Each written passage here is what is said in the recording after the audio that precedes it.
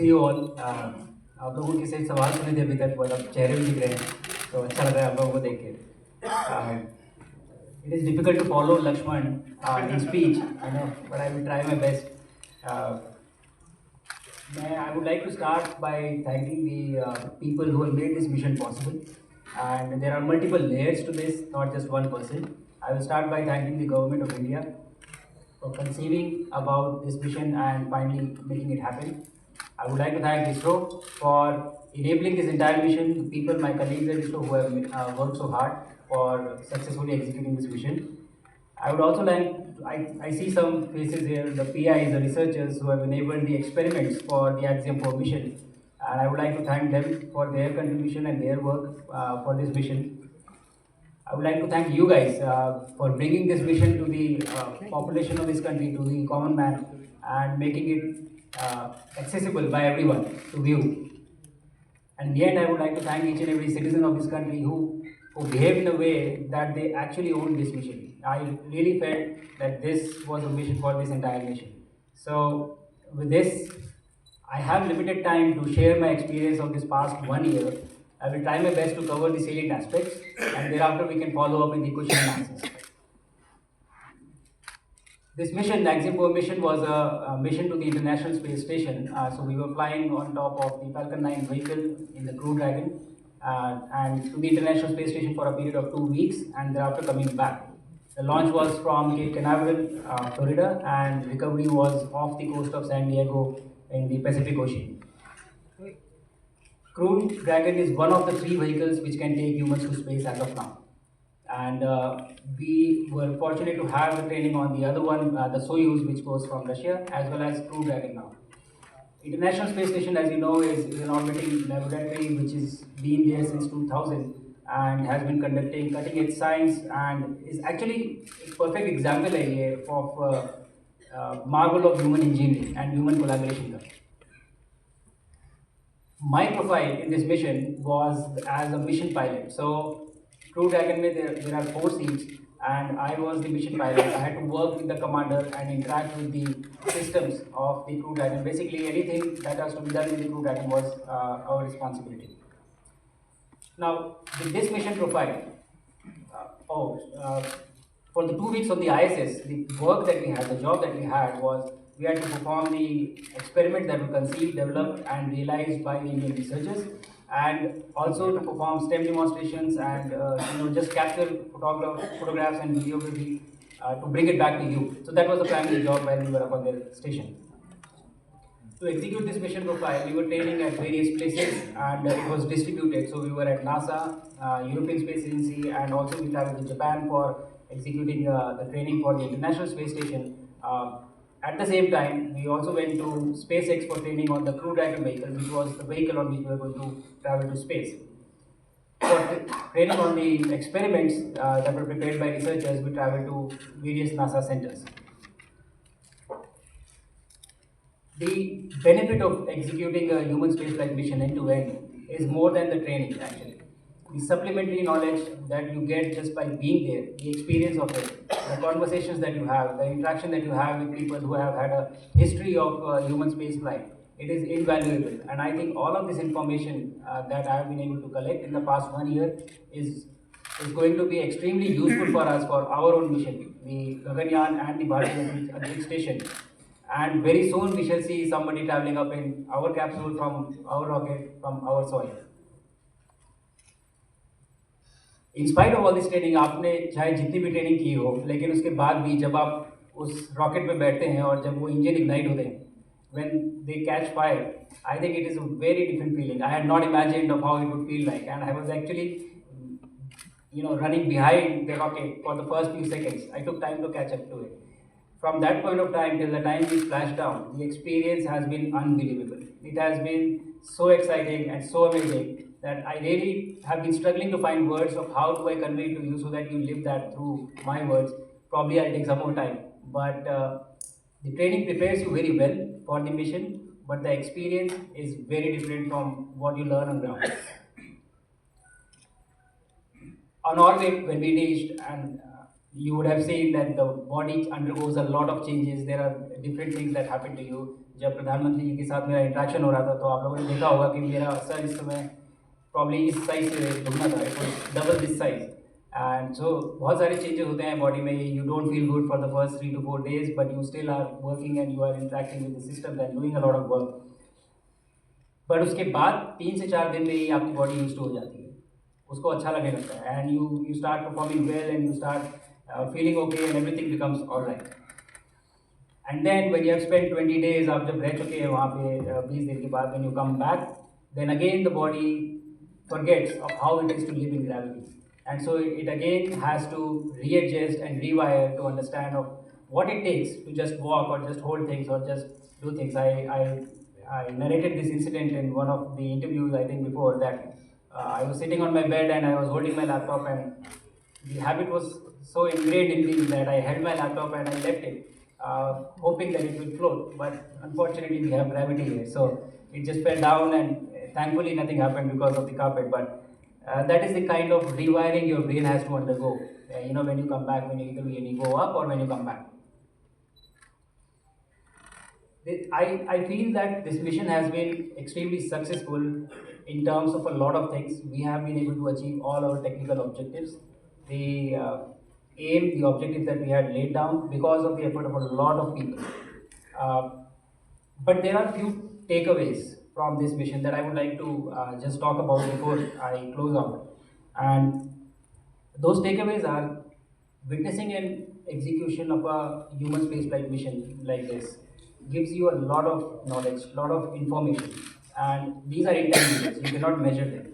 You cannot just put everything on paper and write it down. The experience goes much beyond and much deeper than what you are uh, documenting or putting in books. So I think that is going to be very valuable for us for our journey of human spaceflight mission that we are starting. I also realized the power of the scientific temper. The excitement that I saw in kids, the excitement that I saw in people that was there. I had 3 interactions from orbit with the kids. One was the live event, and then there were 2 ham radio interactions. And in each one of these interactions, there was at least one kid who asked, "How do I become an astronaut?" And I think that was the biggest win for me from this mission, that kids here are already thinking that they want to become an astronaut. And the good thing is that we are ready, ISRO is ready, India is ready with the rocket, with the launches, that we have the capability now that we can make this dream a reality very soon. So that was very fascinating for me. Another thing that was very peculiar for me, we had a crew which was from different countries, from Poland, Hungary, India, and United States. And the mission itself was being executed by people who were sitting in Japan, Europe, Germany, US, all over the world. But all of them are able to come together for one single cause, for one single mission. And what this conveyed to me was the unifying nature of space, of how it brings people together, the power of collaboration that it has. And I think that speaks volume about this discipline in particular, and overall values that we have as a nation of always trying to bring people together. So this resonated with me very strongly. And in the end, I just have a message for everybody who is listening in on this conference that we are having. All the kids who are listening to this message, I was sitting there with you, I was sitting on the chairs that you are sitting on today, and I had never thought I would reach here, I would go to space. But my message to you is, if I can do this, you can do this too. And we have to make it work, and we have to go forward from here. One mission after another. We'll have Gaganyaan, and thereafter Bhartiya Antariksh Station, and we'll have a series of missions. So I want you to dream, I want you to think that you can do this, and we will together make this happen. And with this, I will end this with the key message that I've had throughout the mission. While going up, while on orbit, and while coming back, Bharat आज भी अंतरिक्ष से सारे जहां से अच्छा दिखता है. जय हिंद, जय Bharat. Varshu, friends from the media. I know you would be waiting to have more of interaction with the 2 gentlemen sitting left and right of me, so I would not take long, and without taking the risk of being repetitive, just to add 1 or 2 observations. to take off from what Narayana was saying about the recent missions and the upcoming missions, I think what might have struck you is that the Department of Space has been around for nearly 70 years. And officially, the ISRO was established in 1969. So I'm sure one day some of you, some of the analysts might be asked why all this had to happen only in the last few years, why it could have happened in the last 5, 6 decades. And we are, since all of us belong to the domain of science which teaches us not to speak without evidence, I think that's because in the last few years we have started following the strategies which are followed by the rest of the world. Now our benchmarks are global benchmarks, our strategies are global, and the parameters that we are seeking to live up to global.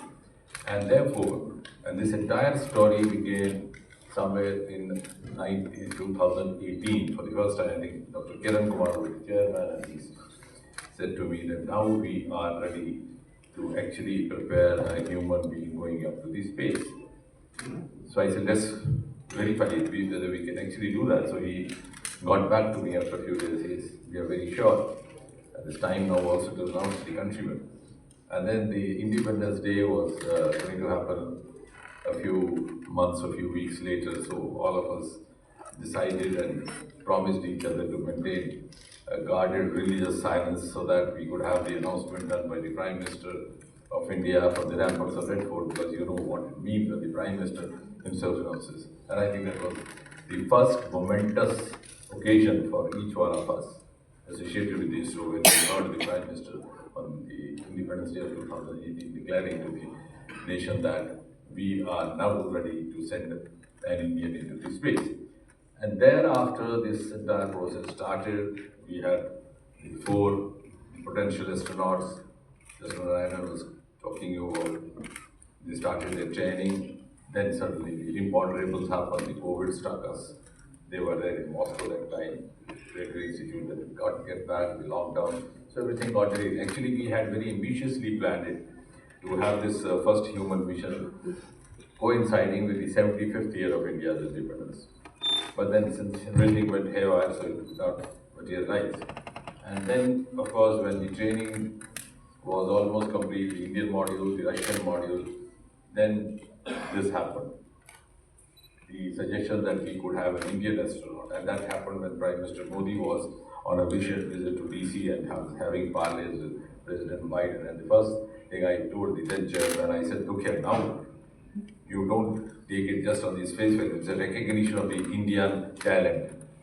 Now we are being solicited because they know the value of our contribution. So our collaboration has now reached an equal level. So we are collaborating at an equal platform. And then, of course, Prashant and Subhashu were there. So when you try to seek answers why it didn't happen, as Narayana was saying, we were just almost one digit or zero startups till 5 years back. Today we have more than 300. What also I think he should have mentioned is that our space economy was almost dismal, not even worth mentioning. Today we are $8 billion US, and the manner in which we are progressing, our projections indicate that in just next 8 to 10 years we will be going up nearly 5 times, maybe 45 billion US, which otherwise means that as we move on from economy number 4 to 3, 2 and 1, space component is going to be a major value addition to the future economic growth. And as I've always said, that when you scientifically think how the economy is going to grow from where we are, it is going to happen from the unexplored or the underexplored sectors which were there or which were not attended to. So one of them is space, the other is oceans, which also we have started deep ocean mission. I'm not going to talk about it right now. Now, I think the biggest turning point was when the Prime Minister agreed to open up the space sector to the private sector. And some of the media friends very fancifully and very beautifully reported the Prime Minister Modi has unlocked India's space.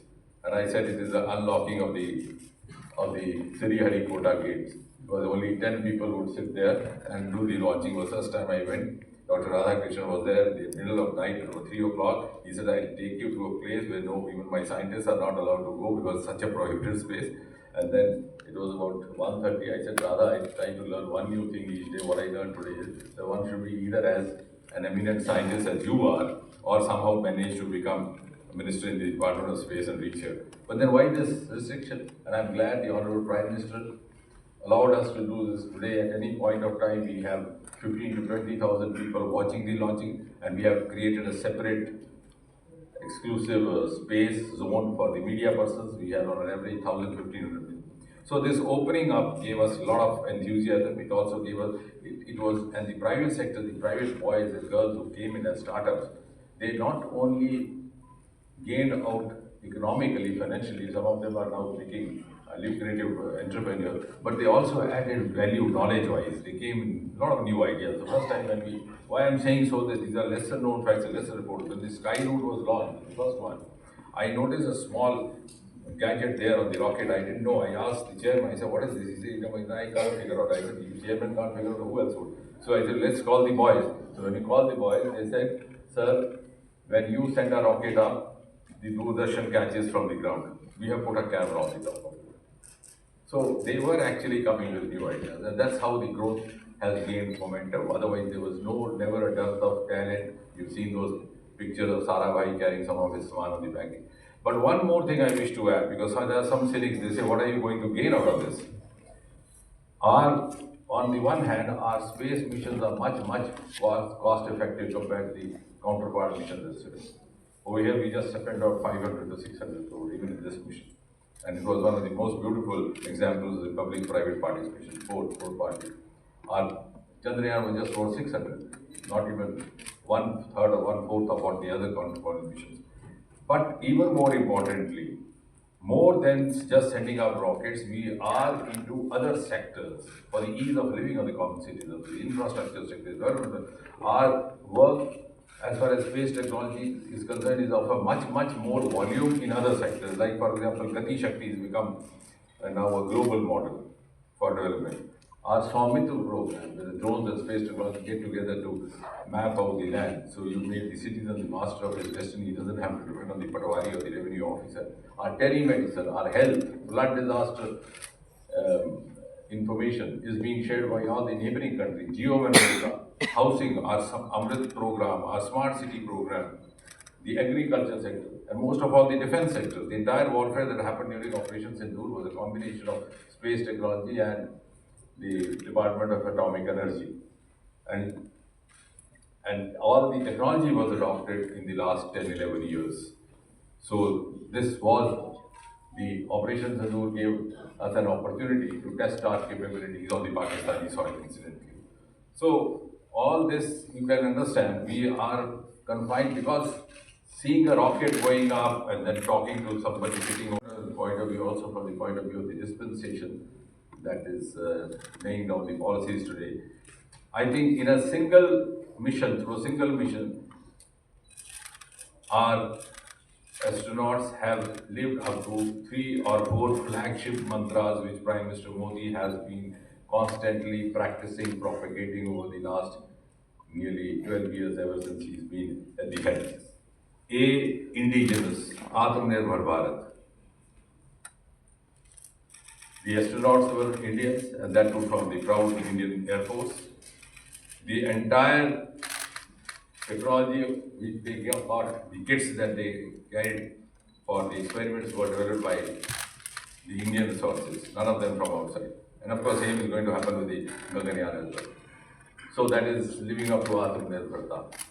The second, these kits were developed by different departments. One was, of course, Department of Biotechnology. You will be happy to know that we have entered into a formal MOU between the Department of Biotechnology and the Department of Space. And somebody asked me, what is the idea? I said, one day we'll have a space physician.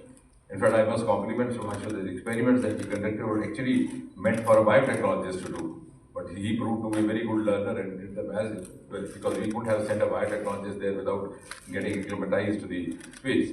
But one day that will happen. So we have, learning from this experience, this episode, we have actually started doing that. And we have the contribution from the IITs, from the Indian Institute of Science in Bengaluru. So the second mantra, whole of government and whole of nation approach. And thirdly, most importantly, the experiments conducted out there in space, whether they're life sciences, whether they're biogenesis, etc., which will of course not only be benefit only in the space but also have applications on the earth. The experiments have been conducted by an Indian, but the benefit is going to be to the entire mankind, which means we have now set the first sterling example of Vishwa Bandhu Bharat, which Prime Minister keeps saying. So, and the outcome, some people ask, of course, it has given India capability, esteem, confidence, and world also the confidence of larger scale collaborations. Of course, as Narayan was saying, talking for the next mission for Bharat survey station and later on the Indian on the surface of moon. And he's talked about, I think 2025 has been a landmark year for us. We ended 24 with SpaceX, we began 25 with another mission. And now we have this. So this quantum leap has happened only in the last 3-4 years. And I think because you would be wishing to interact, so I would not take long. But what I don't know whether you have noted is that we, the government of India, and therefore also the nation has laid down before it the award target of 2047 when India celebrates the 100 years of independence, and we achieve that coveted goal of being acknowledged as Viksit Bharat. But ladies and gentlemen, just 7 years before that, we'll have an Indian landing on moon and declaring from the surface of moon that, look here, Viksit Bharat is in the coming. So that's going to be the importance of space. Thank you very much.